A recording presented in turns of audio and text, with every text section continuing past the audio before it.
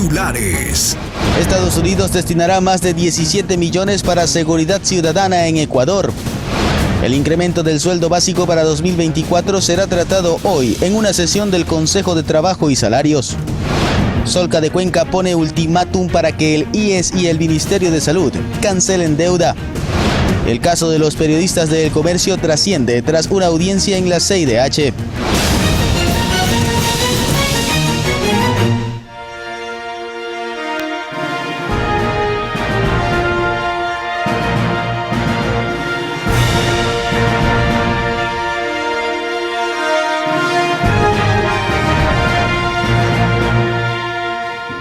¿Qué tal, amigos televidentes de Ecuador y el mundo? Bienvenidos. Según la presidencia, el país ha ahorrado más de 152 millones de dólares en compras de medicinas y que al finalizar el gobierno de los hospitales públicos quedan con el 79% de medicamentos. Pedro, buenos días. Katy, ¿qué tal? En otros temas, Ecuador propone un corredor humanitario para venezolanos. Esta iniciativa será presentada en la reunión del Mercosur que se realizará hoy en Brasil. Representantes del Ministerio de Gobierno y el Ministerio de Finanzas se reunieron con delegados de las juntas parroquiales para acordar que los valores adeudados de septiembre se cancelarán este 10 de noviembre.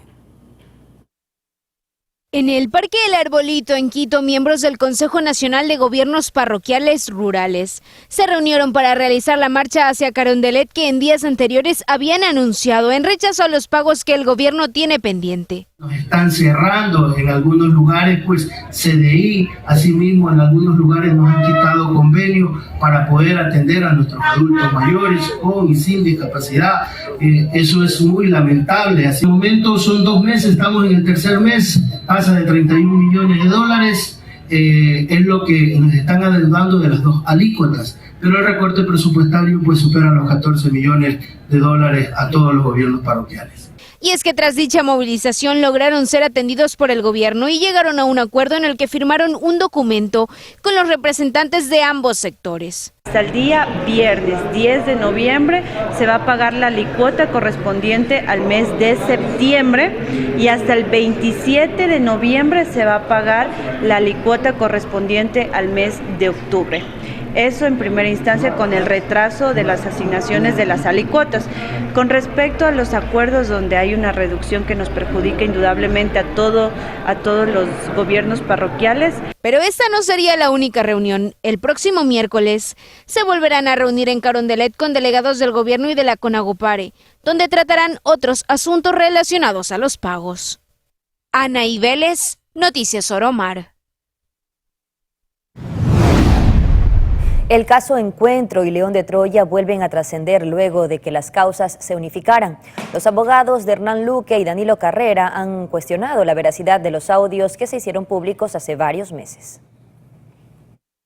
Abogados de Danilo Carrera y Hernán Luque, ambos involucrados en el caso Encuentro y Carrera en el de León de Troya, cuestionaron la veracidad de los audios que filtró un medio digital. Que es que le digo, bueno, pero usted nos ha manifestado que en esos audios intervienen además otras personas, entre esas la persona que grabó los audios.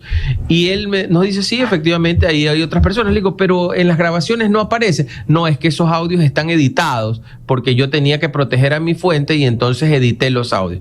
Entonces, cuando un audio está editado, ¿verdad? Ya no tiene ningún valor, y no tiene ningún valor porque usted ya no conoce el contexto y pudo haber sido cortado una parte pegado con otra y resulta que las oraciones que ahí aparecen no son las que se dijeron en ese momento. Mientras que el abogado de Hernán Luque expuso una postura similar. La Fiscalía deberá probar que esos audios son originales, ¿sí? Y que no están mutilados y que no están cortados en partes. Es la prueba la que tiene la Fiscalía.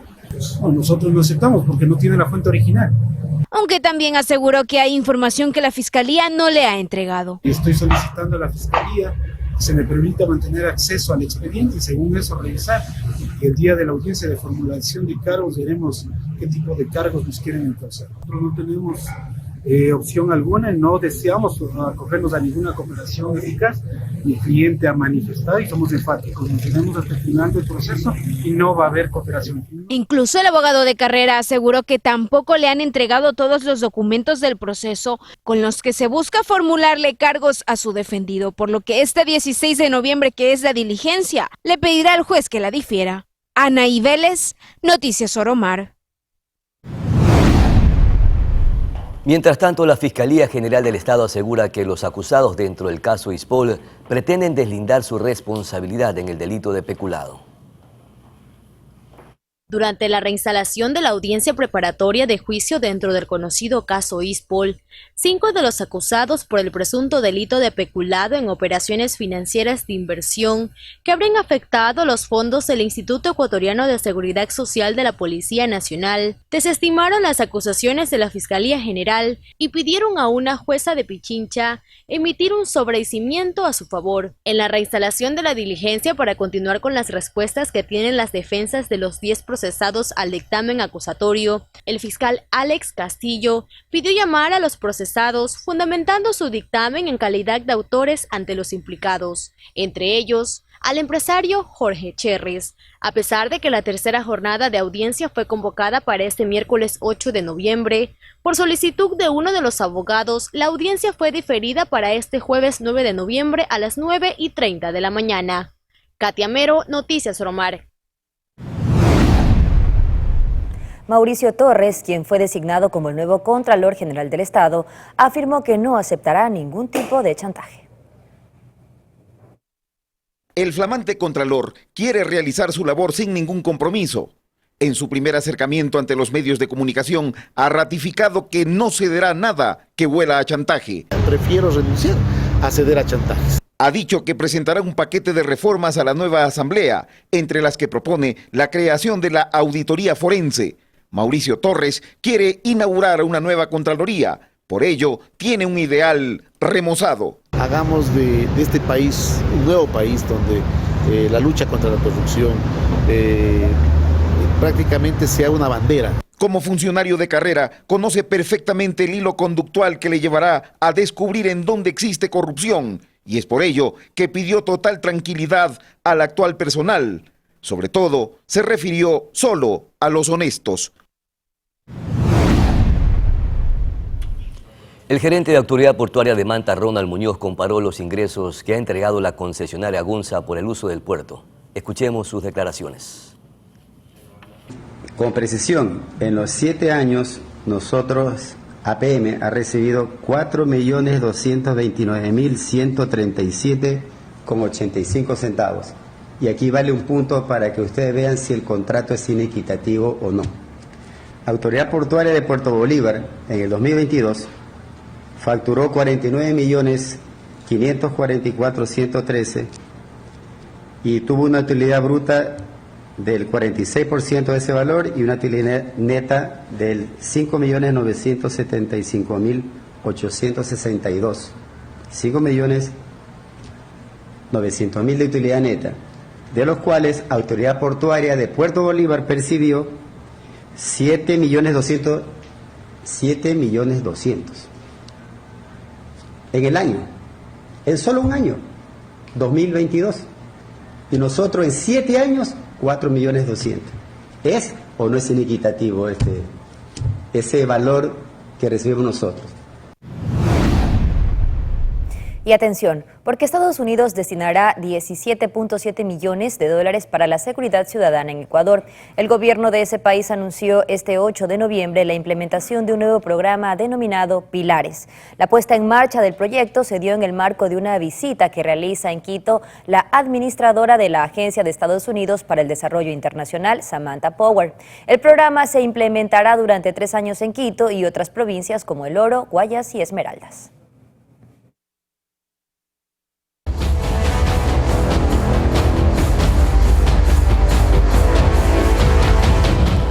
Y hoy se llevará a cabo la primera sesión del Consejo Nacional de Trabajo para definir el salario básico que regirá el 2024.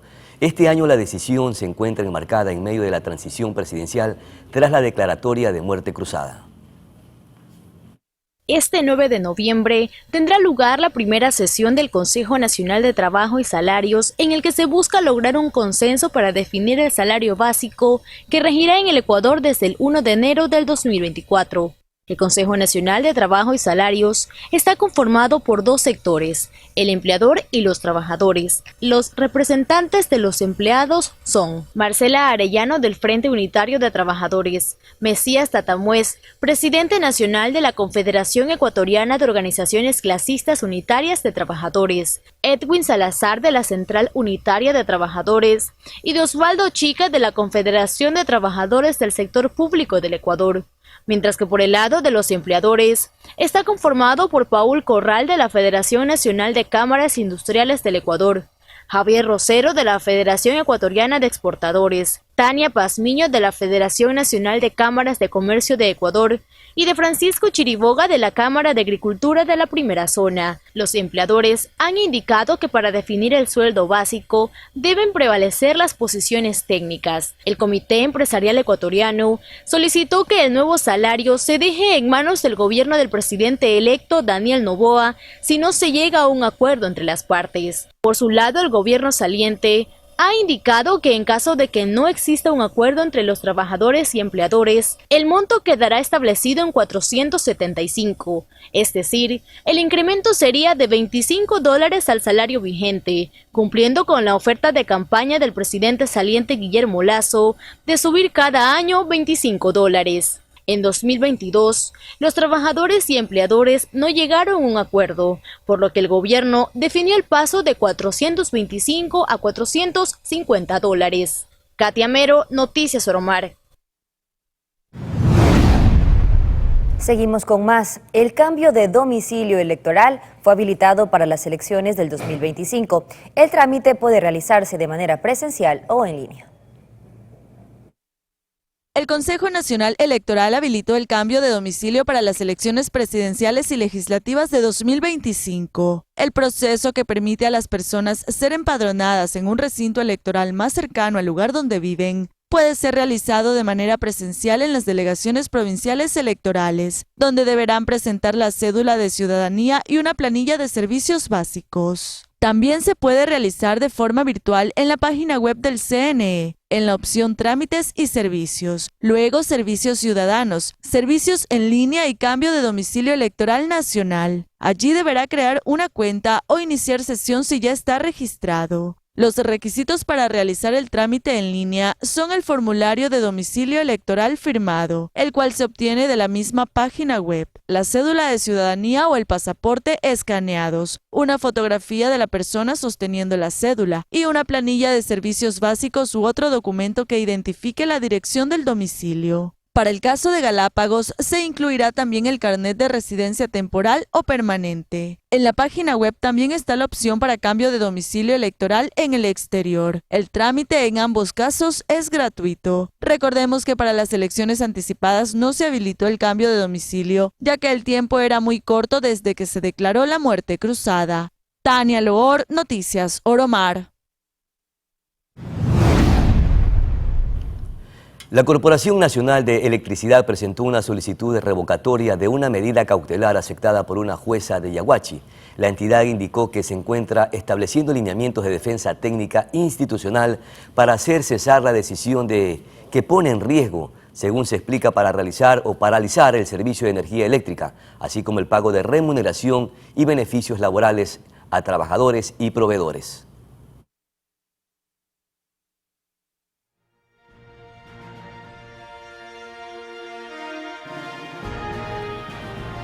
A esta hora de la mañana, amigos televidentes, Pedro, hacemos una pausa y ya regresamos con más. Y también estaremos conversando con una analista económico precisamente para conocer en qué situación queda, en qué aspecto económico queda el país y de qué manera puede revertir el próximo presidente de los ecuatorianos este tema. Ya regresamos de inmediato.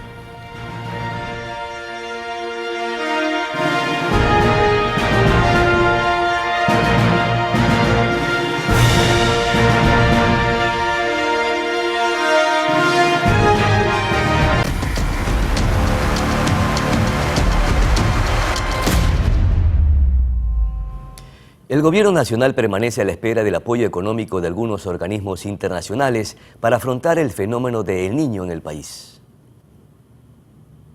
Desde el 18 de septiembre, cuando el Comité de Operaciones de Emergencia COE Nacional cambió de amarillo a naranja, por el fenómeno de El Niño, el presidente Guillermo Lasso dio a conocer mediante cadena nacional el Plan de Acción 2023-2024, con el objetivo de prevenir el eventual impacto del Niño en el país, además de los créditos obtenidos para Ecuador con organismos multilaterales por $370 millones por parte del Banco de Desarrollo de América Latina y el Caribe y del Banco Mundial. La CAF aprobó $200 millones, mientras que el Banco Mundial indicó que los traspasará los 150 millones. Sin embargo, el dinero aún no ha llegado al país. No obstante, el Ministerio de Economía y Finanzas indicó que estos fondos estarán en las cuentas del Estado en el momento que el país los necesite. El secretario para la Gestión de Riesgos, junto al vicepresidente Alfredo Borrero, el 29 de agosto en rueda de prensa en el ECU 911, indicaron que se vienen realizando los preparativos y gestiones necesarias para mitigar el impacto del evento climático que, según el informe del INOCAR, llegaría al país el 15 de noviembre. Que puede ser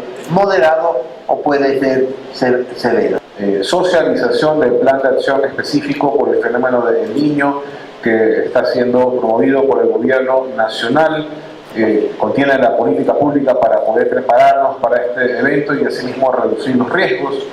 Los 220 millones de la CAF servirán para financiar obras de los gobiernos seccionales. En cambio, los 150 millones de dólares del Banco Mundial serán destinados al Ministerio de Transportes y Obras Públicas para emergencia viales, comprar maquinarias pesadas y adquirir 1.200 metros de puentes provisionales. Finalmente, el comité El FREN, conformada por instituciones dedicadas al estudio del fenómeno del Niño, informó en su cuenta de X que el periodo máximo de lluvias asociados al Niño se esperaría para el trimestre de diciembre, enero y febrero, iniciando las primeras precipitaciones a mediados de noviembre, así como la tendencia al incremento del nivel del mar en nuestra región.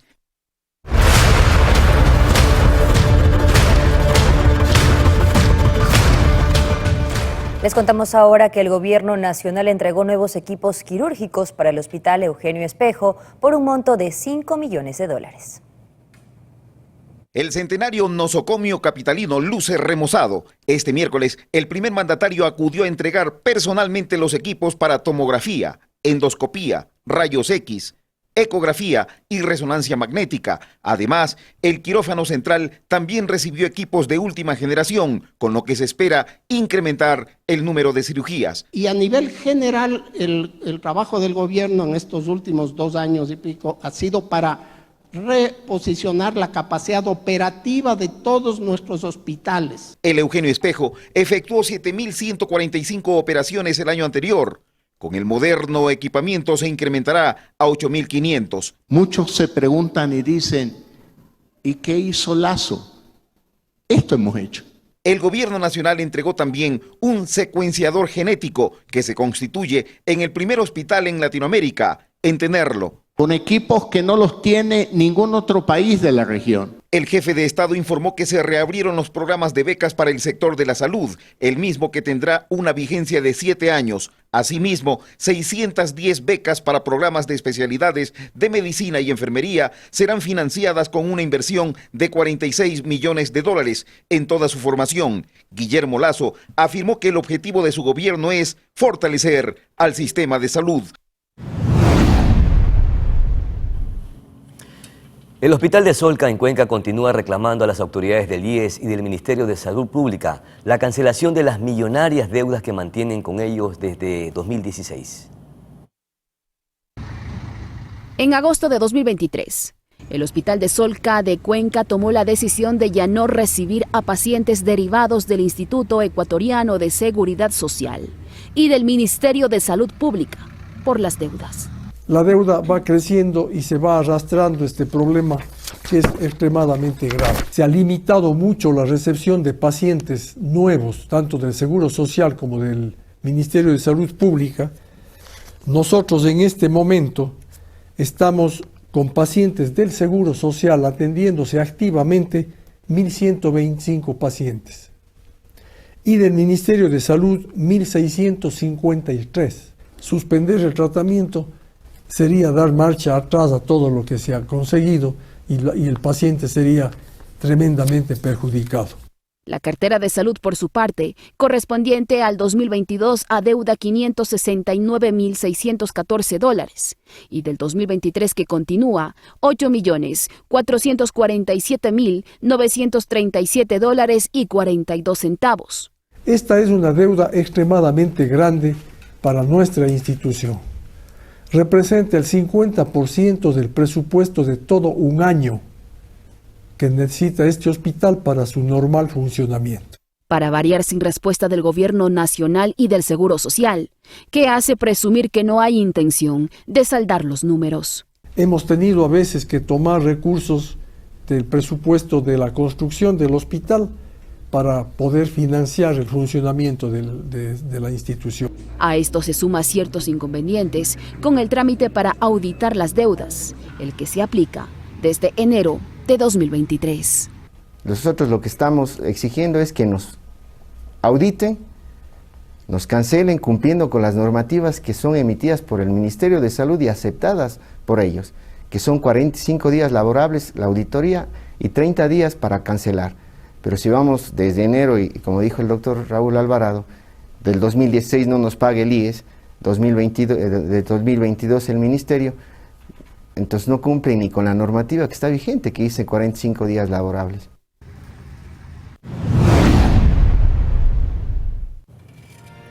Amigos televidentes, momento de una nueva pausa comercial. Al volver estaremos hablando, Pedro, también del Guaya Fest y todo lo que se vive en este festival en Guayaquil. Y estaremos conversando con Ramiro Narváez. Él es analista económico, para conocer la realidad económica que debe enfrentar el nuevo presidente Daniel Noboa. Ya regresamos.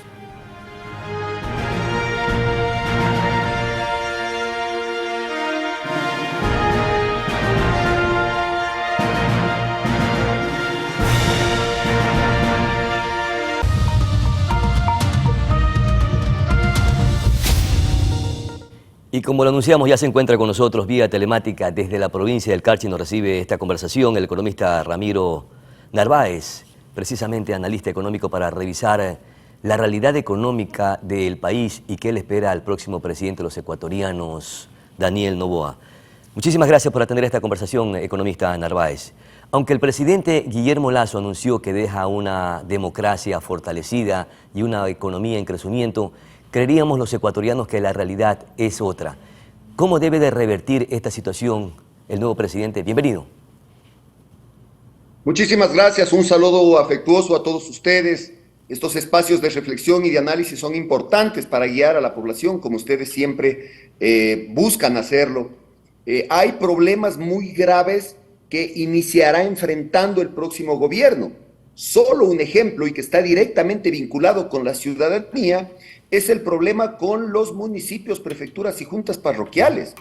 Estas instituciones son los más cercanos a la población, son los que llegan con la obra al barrio, con el alcantarillado, con el adoquinado, con el asfaltado. Y estos GATS, estos municipios, prefecturas y juntas parroquiales, no solo que han visto disminuido su presupuesto, sino que además hay un atraso de aproximadamente 147 millones en el caso de uno de los GATS. Y la obra, por lo tanto, no llega. Ha habido una incapacidad del gobierno actual para el manejo económico. Miren, otro problema que está directamente vinculado con la ciudadanía y con los servidores públicos es que no hay el dinero para pagar los sueldos y salarios, especialmente para el mes de diciembre.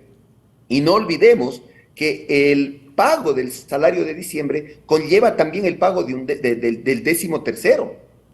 Aproximadamente se necesitan 1.500 millones para cumplir con estas obligaciones en diciembre. ¿Saben cuánto hay en la caja del Banco Central? 500 millones. Es decir, el gobierno no tiene los recursos para pagar a los empleados públicos el próximo mes. Entonces vemos, economista, vemos que el próximo presidente de los ecuatorianos tiene un escenario bastante sombrío y tiene que enfrentar una deuda de 7.689 millones de dólares por la deuda pública. Además hay un déficit fiscal que pasa o bordea los 3.000 millones de dólares, un presupuesto del Estado desfinanciado en más de 10.000 millones de dólares de acuerdo al director del Foro de Economía, el economista Flores, y hay que invertir en seguridad.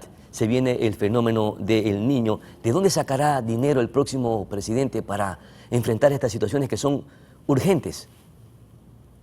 Mire, es complejo lo que viene para Daniel Noboa.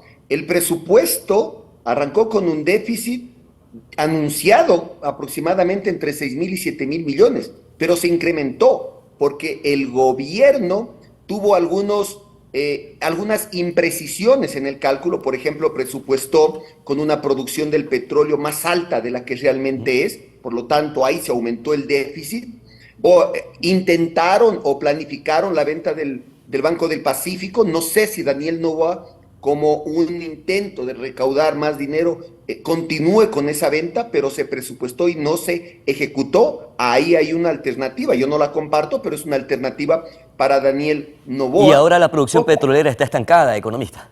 Esa es otra desventaja también que va a enfrentar el presidente Daniel Noboa. Está estancada y eso le va a golpear de manera significativa a Daniel Noboa. ¿Qué más puede hacer Daniel Noboa? Él ha salido al exterior a buscar apoyo de organismos internacionales, a intentar fortalecer la confianza que el mercado internacional puede tener en el Ecuador, pero esto es complicado. Por ejemplo, el anterior gobierno, y no sé si Daniel Noboa lo logre, planificó colocar bonos en los mercados internacionales. ¿Sabe cuánto se colocó? 0. Entiendo que esa es una de las expectativas que tiene Daniel Noboa para incrementar los recursos, pero no olvidemos que colocar esos bonos en el mercado internacional es más deuda para el Ecuador. ¿Qué tiene que hacer Daniel Noboa? Tiene que lograr una reactivación económica, pero que genere empleo. Mire, esto es una cadena. Si es que nosotros tenemos una población que tiene empleo, los ingresos que tienen estos ciudadanos se transforman en consumo interno, y no únicamente que dinamizan la economía, sino que además generan pago de tributos al SRI, que es otra debilidad que tuvo el gobierno en este periodo. A propósito de aquello, economista, la inversión pública definitivamente en el gobierno de Guillermo Lasso se redujo ostensiblemente. Los centros de salud no fueron atendidos, no se evidenció obra pública, o si fue mínima definitivamente. Y se dice que fue por la falta de ingresos permanentes. Entre ellos están el impuesto al IVA, al ICE, impuesto a la renta, a la salida de divisas, tasas aduaneras, entre otros. ¿Deberá aplicar una reforma tributaria que ya está en proceso y que le ha anunciado el presidente? ¿De qué manera y en qué contexto? Bueno, veamos la reforma tributaria que presente Daniel Noboa. No estamos claros. Lo que sí anticipó él es de que no habrá incremento en el pago de impuestos para los ciudadanos. Entonces sí me genera en lo personal una expectativa de saber qué es lo que va a presentar, pero sí es viable el hecho de no incrementar y no ahorcar más a la ciudadanía. El neoliberalismo plantea lo contrario, pero cuando usted vuelve una carga tributaria muy pesada al ciudadano ecuatoriano, restringe el consumo interno. La restricción del consumo interno disminuye la recaudación tributaria y eso se vuelve adverso. ¿Qué hay que hacer? Poner más plata en el bolsillo de los ecuatorianos. ¿Cómo lo logro? Usted dio uno de los elementos, obra pública. Mire, han manifestado... Pero si no hay dinero, ¿cómo va a hacer inversiones? A eso voy, estimado Pedro, porque usted ha manifestado claramente que el argumento es que no hay los recursos.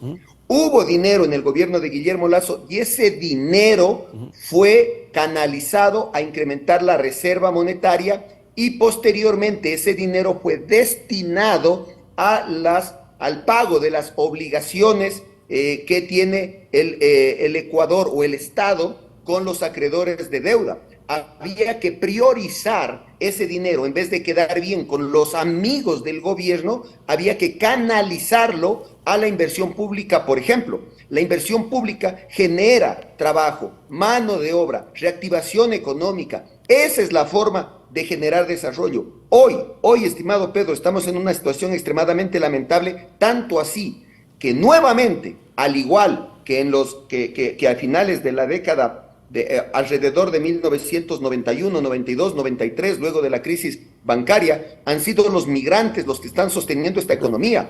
Yo le había dicho que hay que meter dinero en el bolsillo de los ecuatorianos para que consuman, para que lo gasten. Los migrantes nos están enviando las remesas. Economista. Aproximadamente 4.500 millones de dólares. Eso ha logrado sostener la economía. Claro. Ahora, ¿cómo se sustenta el presupuesto general del Estado? Son 3 líneas las que permiten darle sostenibilidad al presupuesto. La una a través de las exportaciones y permite tener recaudaciones para financiar el presupuesto, la otra a través de líneas de créditos y la otra es a través de implementación de temas tributarios. De las tres, ¿cuál debe escoger o cuál le hace menos daño al país? Porque las reservas internacionales lamentablemente se cayeron. ¿Acudiremos al FMI o a renegociar deudas? Mire, usted ha dicho algo valiosísimo y creo que por ahí está el camino para Daniel Noboa. Hay que renegociar las deudas. Es impresionante, la deuda que tenemos nosotros hoy como Ecuador bordea los 80.000 millones. Estoy seguro que está cerca de ese valor. ¿Y qué significa? Cuando usted adquiere una deuda, no olvide, estimado Pedro, que a la final tiene que pagar. Y lo menos que puede pagar son los intereses. Entonces, cuando usted se endeuda para reactivar la economía, que es lo más apropiado, en vez de pagar estas obligaciones a los amigos del gobierno, pero cuando usted se endeuda para que ese dinero entre a la economía ecuatoriana, después usted tiene que empezar a pagar. Y por lo tanto, parte del presupuesto del Estado que usted planifica, que usted estructura, se dedica justamente a cumplir el pago de la deuda y a cumplir el pago de los intereses. Hoy día, aproximadamente del presupuesto del Estado se destinan 7.000 millones de dólares para pago de deudas. Eso significa el 24-25% del presupuesto nacional, el presupuesto que tiene el Ecuador. Perfecto. Entonces, es como usted, don Pedro. Usted tiene un ingreso, tiene un sueldo, pero como no le alcanza, se endeuda. Pero cada vez que se endeuda, usted destina más. Me estoy poniendo la soga al cuello, efectivamente, mi querido economista. Exacto. Muchísimas gracias, economista, por esas orientaciones importantes y valiosas, un poco también para generar esta orientación a la opinión pública, y esperamos que el próximo presidente de los ecuatorianos maneje responsablemente el manejo económico, valga la redundancia, porque al ecuatoriano no le interesa la política macroeconómica o microeconómica. Al ecuatoriano lo que interesa es que haya empleo, que haya reactivación económica, que haya obra, que haya inversión y que los servicios públicos sean de calidad. El resto, al ecuatoriano definitivamente no le interesa cómo hará el presidente o el próximo presidente. Eso es lo que esperamos todos. Muchísimas gracias, mi querido economista Ramiro Narváez, por atender esta conversación. Muy gentil. Vamos a nuestra pausa publicitaria. Gracias, estimado Pedro. Gracias, y veo que usted está muy claro en los conceptos y eso orienta mucho a la ciudadanía. Un gusto. Un gusto también. Muchísimas gracias. Pausa publicitaria y regresamos.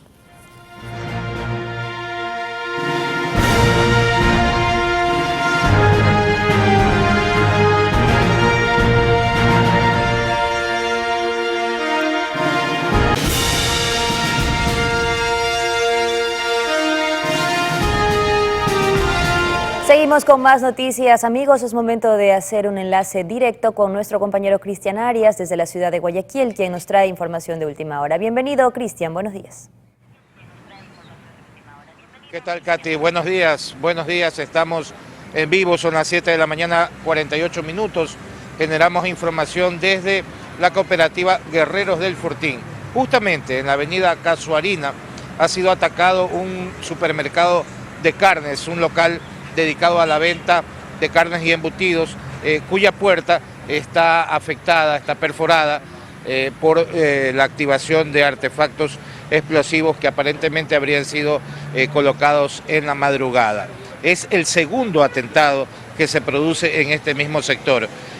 Más temprano en la mañana, en nuestra emisión, desde tempranito informamos lo ocurrido en otro local, pero ubicado en la vía perimetral, menos de 1 kilómetro de distancia de este segundo establecimiento.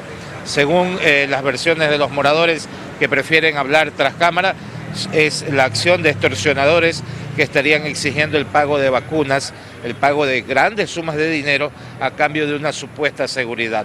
Como no se satisface esa exigencia, ese requerimiento, entonces a manera de represalia vienen a colocar explosivos acá, que como pueden ustedes apreciar, ha destruido parte de la puerta metálica enrollable, parte del concreto también ha sido desprendido y una parte del techo ha quedado colgando, una parte del cielo raso se ha desprendido y hay cámaras de seguridad. Allá a la derecha se observa que hay una cámara y el material que haya sido registrado pues seguramente será utilizado por los agentes investigadores que ya han iniciado la recopilación de indicios para poder investigar la posible motivación, que obviamente se sospecha que es por parte de bandas dedicadas a la extorsión y que han golpeado algunos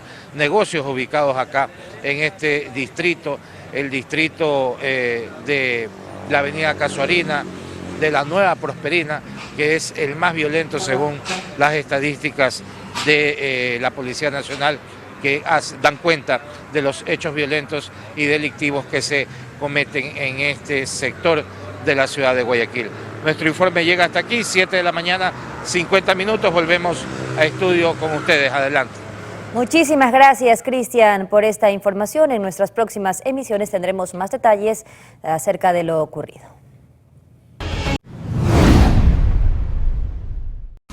Con esta información llegamos a la parte final de este espacio de información, amigos televidentes. Gracias por su fiel sintonía. Y mañana tendremos más información y más entrevistas aquí en Noticias Romar. De mi parte, buenos días, felicidades.